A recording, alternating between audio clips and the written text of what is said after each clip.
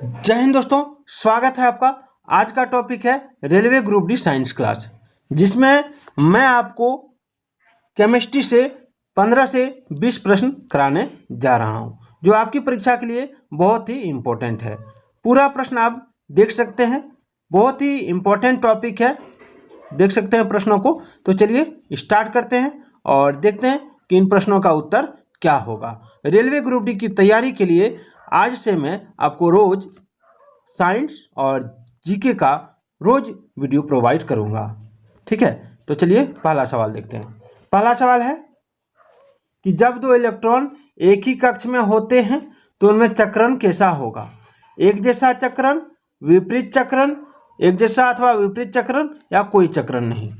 इसका आंसर क्या होगा?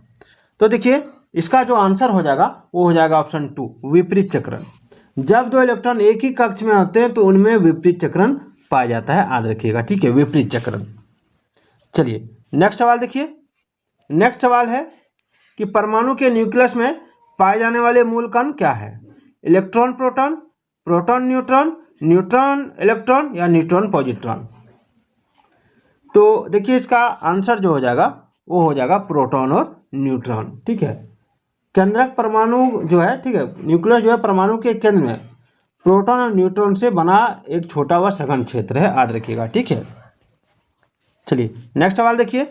नेक्स्ट है कि न्यूक्लियस की द्रव्यमान संख्या सदा उसके परमाणु क्रमांक से कम होती है, सदा उसके परमाणु क्रमांक से अधिक होती है, सदा उसके परमाणु क्रमांक के बराबर होती है, या कभी उसके परमाणु क्रमांक से अधिक और कभी उसके बराबर होती है, क्या होगा?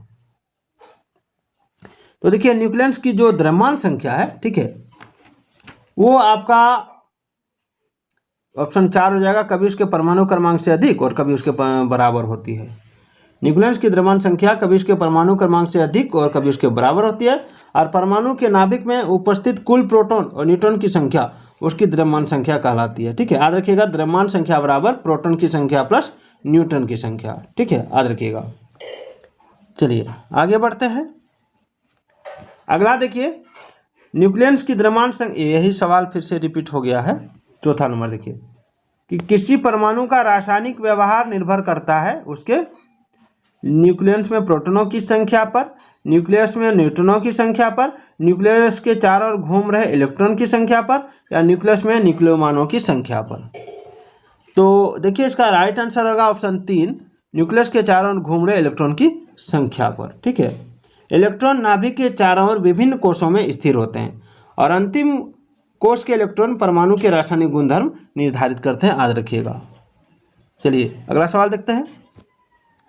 अगला सवाल है, नाभिक यानी न्यूक्लियस के बिना एक परिपक्व स्तनाग्र कोशिका है, लसिकाणु यानी लिम्फोसाइट, लोहित कोशिका, शुक्राणु या अंड कोशिका यानी अंडक, क्या होगा? तो इसका आंसर हो जाएगा लोहित कोशिका। क्या हो जाएगा? लोहित कोशिका, ठीक है। नाभिक यानी न्यूक्लियस के बिना एक परिपक्व स्तनाग्र कोशिका लोहित कोशिका है, इसको याद रखिएगा। चलिए नेक्स्ट सवाल देखिए। नेक्स्ट है, किसी तत्व के समस्थानिकों के बीच अंतर किनकी भिन्न संख्या की उपस्थिति के कारण होता है? प्रोटॉन की, न्यूट्रॉन की, इलेक्ट्रॉन की या फोटोन की? तो देखिए, इसका राइट आंसर होगा ऑप्शन 2, न्यूट्रॉन की, न्यूट्रॉन की, याद रखिएगा, ठीक है। यानी किसी तत्व के समस्थानिक के बीच अंतर न्यूट्रॉन की भिन्न संख्या की उपस्थिति के कारण होता है और इसमें परमाणु संख्या समान होती है, ठीक है। चलिए आगे देखते हैं। आगे है, आणविक कक्षा का अभिन्यास किससे नियंत्रित होता है? मुख्य क्वांटम संख्या से, चुंबकीय क्वांटम संख्या से, प्रचक्रण क्वांटम संख्या से या दिगंशी क्वांटम संख्या से? बहुत ही इंपॉर्टेंट सवाल है। इसका आंसर होगा चुंबकीय क्वांटम संख्या से, ठीक है।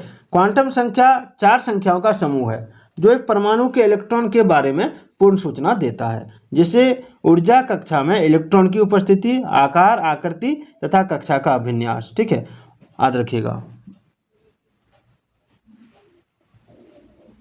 अगला है, 106 तत्वों की खोज किसने की थी?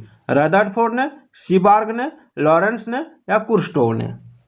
बहुत ही इंपॉर्टेंट सवाल है। 106 तत्व की खोज की थी आपका सीबॉर्ग ने, ठीक है, सीबॉर्ग ने। चलिए आगे देखिए।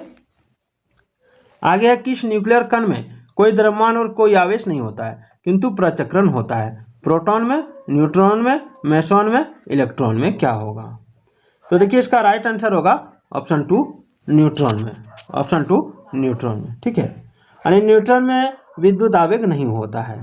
ठीक है, और उनका द्रव्यमान शून्य से थोड़ा ही कम होता है, परंतु उनमें आधा पूर्णांक स्पिन अवश्य होता है, याद रखिएगा। नेक्स्ट सवाल देखिए, परमाणु तत्व संख्या 29 किससे संबंधित है? S block, D block, P block या एफ ब्लॉक? तो देखिए इसका राइट आंसर होगा ऑप्शन 2 डी ब्लॉक। परमाणु तत्व संख्या 29 जो है तांबे से संबंधित है, जो डी ब्लॉक में पाया जाता है। ठीक है, आवर्त सारणी समूह 3 से 12 को डी ब्लॉक के सामूहिक नाम से जाना जाता है, और डी ब्लॉक तत्वों में से अधिकांश धातु होते हैं, याद रखिएगा। देखिए, पदार्थ का परमाणु सिद्धांत किसने प्रतिपादित किया था? एवोगाड्रो, डाल्टन, न्यूटन या पास्कल? तो देखिए इसका राइट आंसर होगा ऑप्शन 2 डाल्टन। परमाणु के अस्तित्व की जानकारी सर्वप्रथम डेमोक्राइटस ने दी थी, लेकिन पदार्थ के परमाणु सिद्धांत को प्रतिपादित करने का श्रेय जॉन डाल्टन को जाता है। ठीक है, चलिए, डाल्टन के अनुसार सभी पदार्थ परमाणु से मिलकर बने हैं और परमाणु अविभाज्य होते हैं और इसे नष्ट नहीं किया जा सकता। चलिए अगला सवाल देखिए कि मोमबत्ती का जलना दहन कौन सा दहन है? प्रकाश रासायनिक अभिक्रिया, भौतिक परिवर्तन, ऊष्माशोषी अभिक्रिया या ऊष्माक्षेपी अभिक्रिया? तो इसका राइट आंसर होगा आपका ऑप्शन 4 ऊष्माक्षेपी अभिक्रिया। कैंडल एक प्रकार के ठोस हाइड्रोकार्बन से बना होता है, जिसे पैराफिन कहते हैं। जब ठोस जलता है तो हाइड्रोकार्बन ऑक्सीजन से अभिक्रिया करके कार्बन डाइऑक्साइड यानी CO2 तथा जल यानी H2O बनाता है। इस अभिक्रिया को ऊष्माक्षेपी अभिक्रिया कहते हैं। इस अभिक्रिया में ऊष्मा किसी दूसरे पदार्थ के साथ बाहर निकलती है। ठीक है, चलिए अगला सवाल देखिए, अगला कि निम्नलिखित में से कौन सी संख्या इलेक्ट्रॉन की अधिकतम संख्या है जो एम सेल में मौजूद रह सकती है? ऑप्शन 2 8, 18, 32 क्या हो जाएगा? तो इसका आंसर होगा 18। अधिकतम इलेक्ट्रॉन की संख्या जो विशिष्ट ऊर्जा स्तर ग्रहण करते हैं का पता लगाने के लिए जो सूत्र होता है, ठीक है, वो होता है 2n²। क्या होता है? 2n², याद रखिएगा। ठीक है, तो इसमें क्या होता है कि एम सेल के एनर्जी लेवल की संख्या 3 है। ठीक है, कितनी है? 3 है। तो एम सेल की एनर्जी लेवल यानी एन की संख्या जो है 3 है। ठीक है, तो 2n² होता है, 2n² होता है तो 2 गुना 3 का स्क्वायर कर देंगे, यानी 2 गुना 9 हो जाएगा। तो कितना हो जाएगा? 18 हो जाएगा। ठीक है, याद रखिएगा। चलिए 14 नंबर सवाल देखिए कि एक ऑक्सीजन अणु में 2 परमाणु किससे बद्ध होते हैं? 1 आबंध से, 2 आबंध से, 3 आबंध से या 4 आबंध से?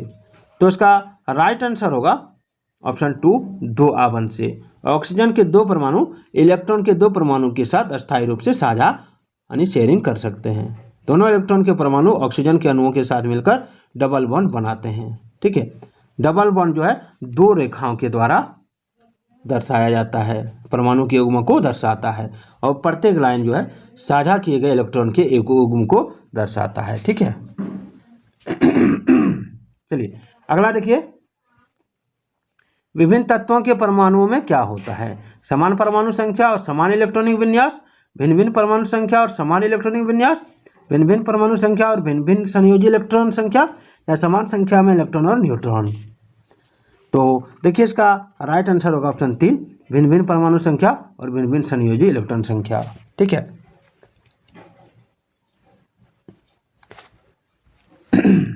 अगला सवाल देखिए कि धनायन और ऋणायन दोनों रूपों में अवशोषित तत्व कौन सा है? सल्फर यानी गंधक, नाइट्रोजन, कैल्शियम या फास्फोरस? तो देखिए इसका राइट आंसर होगा ऑप्शन 2 नाइट्रोजन। ठीक है, अगला देखिए, न्यूक्लियनों को किन उपकरणों का मिश्र माना जाता है? मेसॉन, क्वार्क, लेप्टॉन या फोटॉन? तो न्यूक्लियन इसमें जो हो जाएगा ऑप्शन 2 हो जाएगा।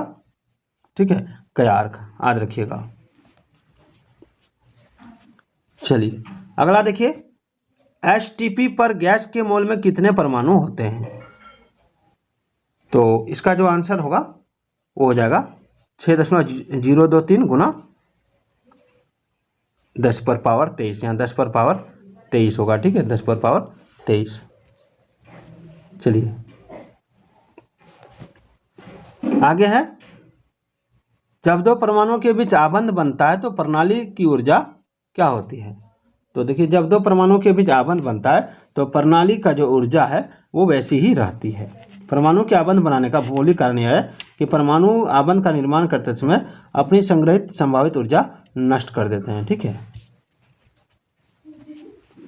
अंतिम सवाल है कि इस तत्व का परमाणु भार मानक के रूप में लिया जाता है। किस रूप में लिया जाता है? मानक के रूप में। तो कार्बन का, सोना का, हीलियम का या ऑक्सीजन का? आंसर क्या होगा? तो इसका आंसर होगा ऑप्शन 1, कार्बन का, ठीक है। तो वीडियो कैसी लगी एक बार आप कमेंट जरूर कर दीजिएगा।